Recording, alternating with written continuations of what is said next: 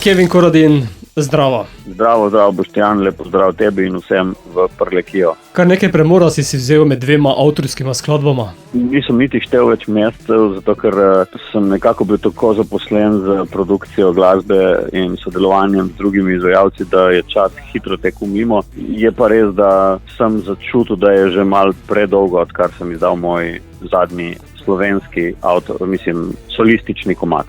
Po I'm Gonna, ki je bila v angleščini, nadaljuješ rockersko, tokrat ponovno v slovenščini. Ja, veš kako, I'm Gonna je bila še skladba, ki je bila narejena v času še skupine Tide in sem jo samo nekako dokončal in malo moderniziral in izdal. In nisem želel popravljati besedila, kakšno je bilo napisano takrat, ker ne maram prevajati. In je bilo original napisano v angleščini in sem ga pustil tako. Zdaj Fame je pa čisto nova zadeva, ki sem jo naredil julija in sem tudi na novo napisal besedilo in jasno, da zdaj nekako bolj preferiram slovenščino, če že štartam projekt iz nule. Omenil si naslov skladbe Fame, ampak med črkami so pikice. Kaj potem pomeni celoten naslov? Nič posebnega, to smo naredili, to je bolj tako en predlog sem dobil od enega kolega, bolj za eno tako estetsko, kot ena estetska fora.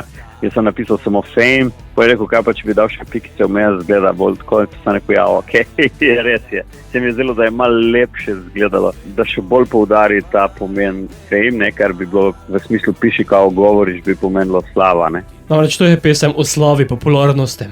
Ja, malo je cinična, sarkastična, kakor pač človek to vzame, moj pogled na popularnost in kaj to sploh pomeni v družbi in malo se norčujem v bistvu tako iz tega na nek način, kaj smo v bistvu mi generirali iz teh ljudi, ki so popularni, da smo veš, da včasih naredimo iz tega, kot da to ni navaden človek, kot da je to nek super človek, ne, v bistvu ni tako, ne, to so ravno tako navadni smrtniki kot mi vsi in danes če dalje več beremo, kakšne težave imajo psihične in ono in tretje in nekako sem rekel, veš, včasih je bolj biti anonimen, kot biti popularen. Popularnost sploh ni tako lepa, kot si ljudje predstavljajo, ne, razen če razmišljamo o finančni plati hollywoodskih zvezdnikov, tisto je pač ena stvar, ena plat, ne, ampak če pa pogledamo vse ostale plati slave, pa to sploh ni nekaj, kar bi ljudje po mojem morali iskati ali zavidati, ne. Ker vse ostale plati so čisto negativne, ne, ker so nenaravne in človeka enostavno potisnejo v neke psihoze, ker se mora sam nase fokusirati in to ni pretirano, ne, sam nase fokusirati in to ni nikoli okej, ne. Zato sem pač v tej skladbi se dotaknil malo te tematike. Mogoče je potem tudi to pesem proti vsem tem vplivnežem, ki želijo biti slavni? V bistvu jaz se sprašujem, kaj si to, ko to želiš. Jaz razumem, če to finančno vzadje in da pač človek včasih ne najde mogoče drugega načina, kako preživeti in včasih tako, kot vzamemo za primer duo Mili Vanili, ko si se obsojali, da so peli na playback, to sta bila dva igralca, ki sta pač životarila na cesti in sta dobila priložnost nekaj zaslužiti in sta to pograbila. Nista povedala, kaj bo to prineslo za sabo, ne. In nažalost se vse zelo klavrno končalo za njiju, ne, eden je celo umrl.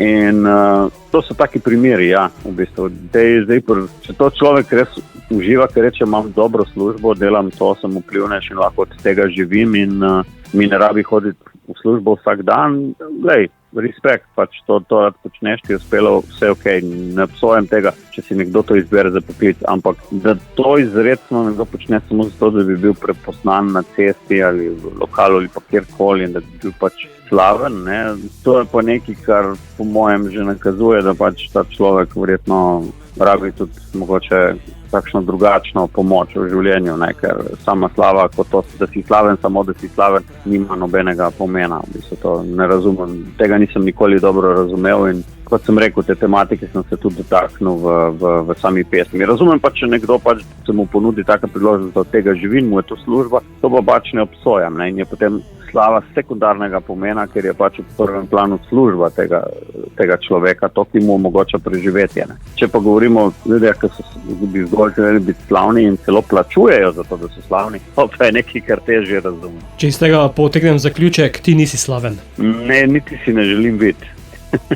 Nisem, niti si ne želim biti. Največji stik slavo, ki sem ga imel, je bilo v enem obdobju skupino Tide, ki smo res dosti mogoče bili medijsko izpostavljeni in sploh z videospoti in na televiziji in se mi je dogajalo, da so mi ljudje prepoznali. In na začetku se mi je celo zdelo to simpatično, potem s časom pa ne več, ne, in sem veliko bolj sproščen in bolj se počutim zdaj, ker tega več ni. Ne. Bova pa sedaj v eter poslala še to, kar si povedal v glasbeni obliki, namreč tudi skladbo. Zato, Kevin, ostajamo statisti. Ostajamo oziroma postajamo statisti vseh tistih, ki držijo vajeti niti v rokah. In če se tega zavedamo, mogoče lahko vsaj malo spremenimo na boljše stvari na tem svetu. Ne. Zavedanje je pa seveda prvi korak, ne, da postajamo ali smo že od vsega začetka samo statisti. Zdravo, jaz sem Kevin Koradin in vi poslušate oddajo Radioaktivno.